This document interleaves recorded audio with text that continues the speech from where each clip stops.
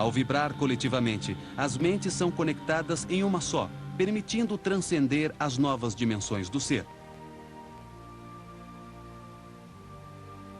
Os maias aprenderam a utilizar a mente com os dois hemisférios do cérebro, simultânea e equilibradamente, conseguindo desenvolver novos sentidos telepáticos que permitem a unidade de consciência coletiva. Uma semana depois de seu nascimento, a criança maia começava seu primeiro processo de iniciação para a utilização eficiente do cérebro. Aprisionavam a cabeça do recém-nascido em pequenas tábuas de madeira, envolvendo-as fortemente com um tecido de algodão para produzir um estiramento dos ossos do crânio. Através disso, acomodavam e excitavam duas glândulas. Uma que se encontra na altura do centro da fronte, na altura da chamada glândula pituitária. E outra que se encontra no centro do crânio, chamada glândula pineal.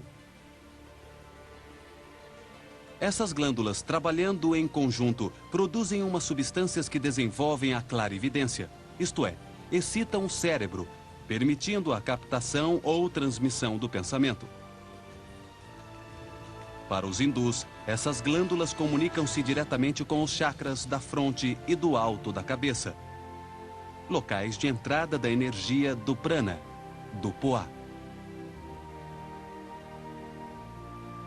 Produzem também estados especiais de sensibilidade na mente, na consciência, facilitando o contato espiritual, a comunicação com as essências de todos os animais, de todas as plantas, de todos os elementos. Fazendo isso, conseguiam que os hemisférios do cérebro funcionassem de uma maneira simultânea mais efetiva. A parte esquerda lógica e racional, e a parte direita, feminina e intuitiva. Quando a criança completava 20 meses, começava o segundo processo de iniciação. Da fita que ainda aprisionava sua cabeça, a mãe pendurava uma bola de copal, uma espécie de incenso sagrado, justamente entre as sobrancelhas, no centro da testa. Esse cheiro excitava as glândulas, e a necessidade de forçar a vista para ver a bola de copal no centro dos dois olhos ensinava a criança a utilizar simultaneamente os dois hemisférios cerebrais. Pesquisas atuais demonstram que nosso cérebro praticamente não utiliza sua parte direita, e quando os dois hemisférios operam em conjunto, é produzida uma maior percepção da realidade. Por exemplo, é possível ver a aura, o campo de energia que todas as pessoas emitem a seu redor, que muda de cor segundo os estados de ânimo. As imagens estereoscópicas utilizadas normalmente em livros e cartões postais não são mais que um exercício para que nosso cérebro aprenda a utilizar simultaneamente seus dois hemisférios, enquanto a pessoa se esforça para descobrir uma figura. O projeto da pirâmide de Kukulkan é baseado em proporções áureas, geradas pela decomposição harmônica de uma circunferência inserida em um quadrado, de um cubo inserido em uma esfera. A pirâmide pode ser contida em um quadrado de 55 metros de lado, inserido em uma circunferência de 80 metros de diâmetro. Tem a orientação precisa de 17 graus a noroeste, para receber a luz do sol nos dias do equinócio e permitir o harmonioso jogo luminoso que simboliza a descida à terra de Kukulkan. Sua localização estratégica favorece a atração da energia do sol nos equinócios, quando os dias têm a mesma duração da noite. A luz e a sombra estão em equilíbrio. Esse é o momento em que estão dadas todas as condições energéticas e espaciais para que o ser humano dirija-se a Humabku.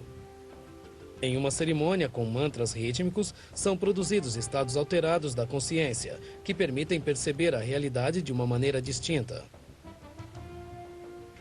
Se o quadrado for girado 45 graus, a circunferência se divide em 8 medidas iguais que, ao unirem-se, dão surgimento a um octógono. O octógono define o tamanho e a localização em seu centro de 4 escadas de pedra, que conduzem ao templo na parte superior da pirâmide. A largura das escadas é definida por triângulos com sua base nos lados do quadrado. O lado do octógono, tomado como raio, define o tamanho da plataforma central e do templo da parte superior. Verticalmente, ela é também assombrosa. A pirâmide tem 30 metros de altura.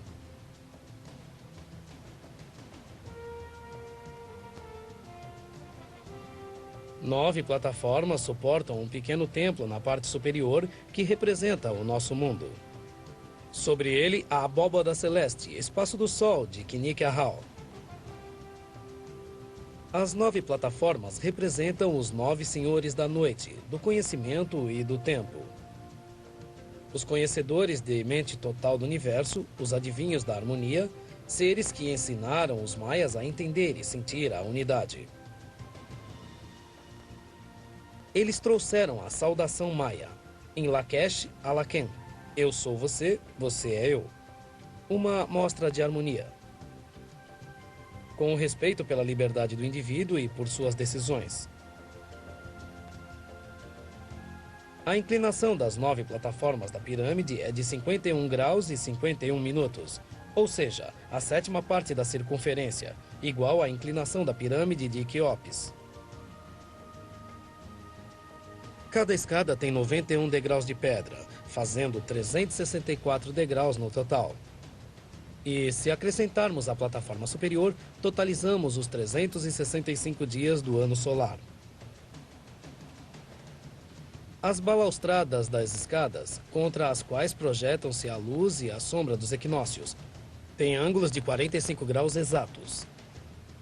A decoração exterior da pirâmide não foi arbitrária, mas pensada e estudada profundamente para representar simbolicamente o mais significativo de sua realidade, o tempo.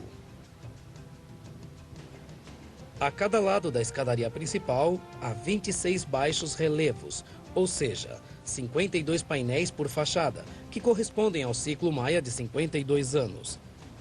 Uma parte do grande ciclo de 5.200 tunes entre raios sincronizadores. 18 plataformas, 9 de cada lado da escada principal, são claros simbolismos da divisão do ano solar maia em 18 meses. 5 adornos, ou almenas, coroavam o templo na parte superior, em cada um dos 4 pontos cardeais, que produzem o simbolismo do Inal, ou mês de 20 dias. Desde o dia 16 de março, o povo maia se congregava comandado por seus senhores e pelos Ahauquines, os sacerdotes do culto solar, ao redor da pirâmide de Kukulcán. As almenas com plumas de quetzal e bandeiras engalanavam o templo no alto, símbolo de festas e do voo de Kukulcán para receber o ano novo. Começavam assim os Uayeb, os últimos 5 dias do ano, que com suas noites eram considerados nefastos. Era o tempo para cerimônias de purificação, quando se realizavam jejuns coletivos como sinal de limpeza. Na praça, diante da pirâmide, o povo dançava para equilibrar as energias masculinas e femininas, como oferenda a Sha'ak, a essência da chuva. Mantras sagrados. Palavras repetidas ritmicamente, com os nomes das essências, produziam um estado alterado de consciência coletiva. No dia 21 de março, quinto e último dia Uayeb, 21 de Exu, dia do equinócio de verão, entre 1 e 4 horas da tarde, era produzido um movimento ondulatório de luz e sombra contra a balaustrada da escada principal, que termina na cabeça da serpente. Kukulcán desce do céu, anunciando o novo ano e a época de plantio. O fenômeno de luz e sombra indica o final da seca, o momento de preparar as terras para o plantio, quando eles voltavam a escutar os cantos das aves. A primavera. Ao entardecer, por volta de 4 da tarde, eles viam o primeiro triângulo isósceles na parte superior da pirâmide.